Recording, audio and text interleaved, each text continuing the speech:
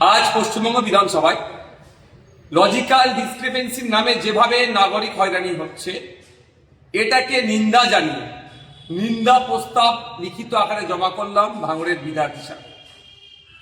পশ্চিমবাংলা বিধানসভার মধ্যে যে আইন আছে, রুল আন্ডার 185 কে সামনে রেখে এই নিন্দা প্রস্তাব আমি জমা করেছি। আমরা দেখছি এই লজিক্যাল ডিসক্রিপেন্সির নামে নোবেল জয়ী বিখ্যাত ব্যক্তি, বাঙালির গর্ব অমর্ত্য সেন সাহেবকেও নোটিশে ডাকা হচ্ছে। স্বাধীনতার প্রথম সারির যিনারা আন্দোলনকারী ছিলেন, স্বাধীনতা সংগ্রামী বীর পুরুষ তথা নেতাজি সুভাষচন্দ্র বোস স্যারের পরিবারকেও ডাকা হচ্ছে। বেলুর মঠের সন্ন্যাসীরাও এই ডাকের হয়রানির শিকার থেকে বাঁচছে না। ইভেন ফুলপুরা পীর সাহেব পীরজাদাদেরকেও এই অহেতুক হয়রানি করা হচ্ছে। সাধারণ মানুষকে অহেতুক পেরেশানি করা হচ্ছে, হয়রানি করা হচ্ছে।